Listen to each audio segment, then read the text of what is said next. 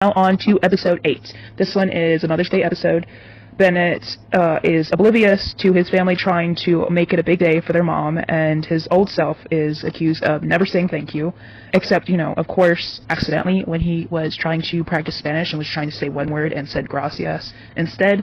But while Sophie and Liam aim to create the best gift ever, they start a competition of whoever makes mom cry with their gift, not like bad crying, but like, oh, this is so sweet, like I just have to have tears of joy, whatever. But Bennett is learning how to be grateful and realizes how selfish he's been being, especially towards his mom, by going into his subconscious and seeing all that she has done for him. And like, it's a really sweet episode. I have to say, this is like one of my favorite episodes, because it's just super sweet, and especially when they go back on the memories and you see all that mom is being tender and sweet towards him. It just makes you think of like all those sweet moments that you had with your parents, or just someone that really cared for you as far as in parental wise. Going back onto the memories and how she's been there for him, he realizes how he's never really given much thought to be grateful for all she's done, how she's just kind of done it and just like, take advantage, because we do that sometimes with our parents, how we just not necessarily, even sometimes expect them to do things, but just more so like we see what they do, but we don't really register what they do and how important it is and how much it's them putting aside their own stuff to take care of us, like how they're putting us first, because it doesn't really click sometimes. And just in this, it's just like you watch it click for him, and how he's like, well, I've been really, really terrible son, like I want to make it up to her, like I gotta figure something out. So he aims to make a gift and to pay more attention to the things she does.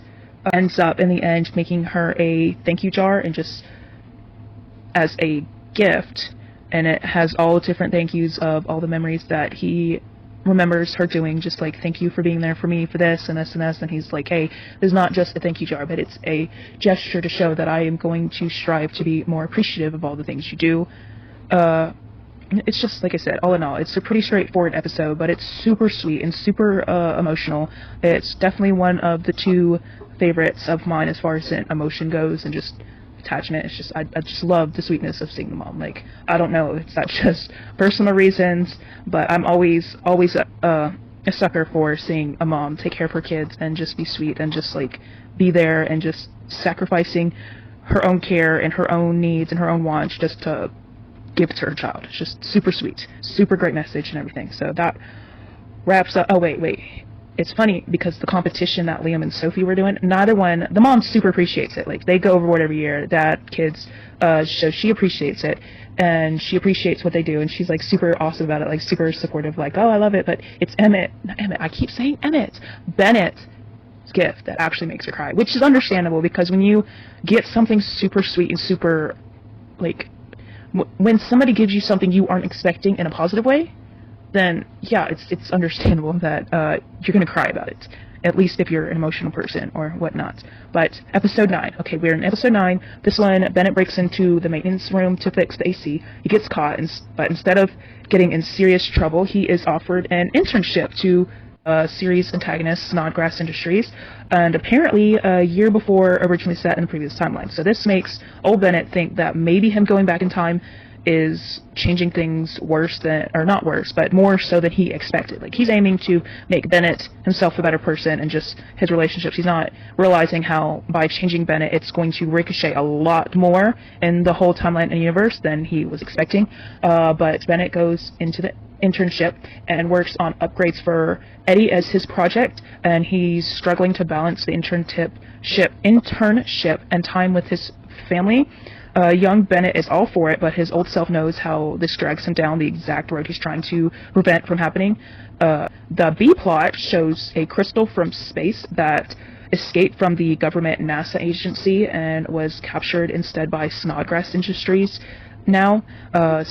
So that's going on in the background of things. Bennett does well with his internship and even learns to appreciate Penelope, his arch nemesis, after he helps her with the project, because he gets done with his project and then he's like, hey, I see you need help, and Eddie helped me with my project, so why not give you a hand? But it kind of speaks to the previous thing, because her father pitted them against each other, and was like, hey, whoever's project impresses the board members the most, they're going to get their own lab.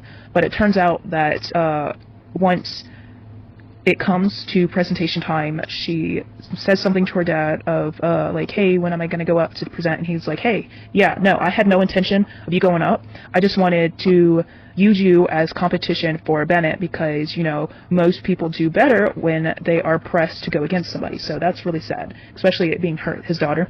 And so that kind of makes some things click in Bennett's head, and he kind of feels bad for her, and it kind of shows that their arch of being nemesis is going to probably end up revolving, or end up being they'll become friends. It doesn't really show a whole lot more in this season, but I expect that to be in season 2, that you'll definitely see them swap from being enemies to at least being appreciative, most likely becoming friends with each other.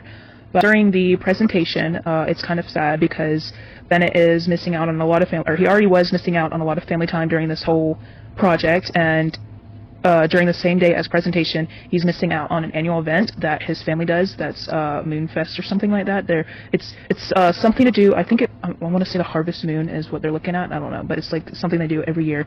So he creates a hologram of himself to kind of like, so they aren't so missing out on him, but he kind of misses the point. But that's kind of Bennett. He kind of like tries to fix things without realizing that he's not really fixing things because he's not thinking about the thing that actually needs to be fixed in the situation. That's what the whole adventure is about. They're trying to learn things. But when he's presenting, he learns that the upgrades for Eddie is actually being used for a military project instead. So this upsets him, and he tries to show how Eddie is more than a weapon, of how he is meant to be like a companion, a helper. Like he's not supposed to be for a weapon. Like that was never Bennett's game. And it's kind of sweet because which I haven't really talked about this part.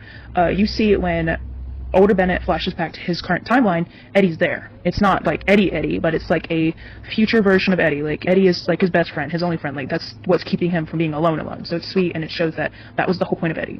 He's to be a helper. He's his best friend. Like of course he's not going to want him to, like he's attached. Like he's not a military weapon. That's just basically.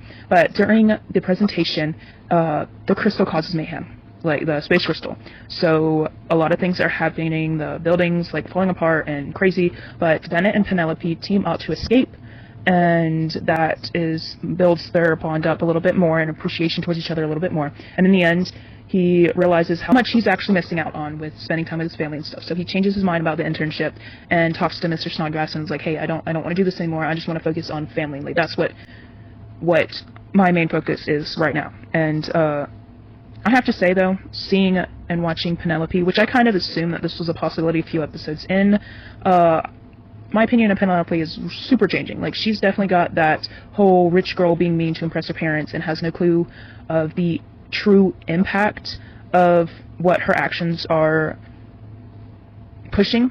Like, she knows she's being mean, she knows she's hurting feelings, but she's not, like, you know, that whole trope to where they don't really know how to be a nice person, they don't really know the impact of their actions.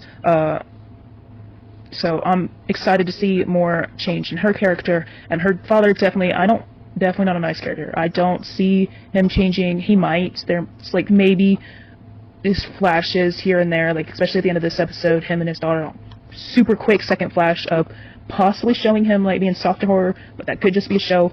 I don't know. But you know what? If he doesn't change, I'm all up for that because her father is definitely not a nice character, but I have to say he does well for an antagonist and an enemy that you can dislike for good reasons.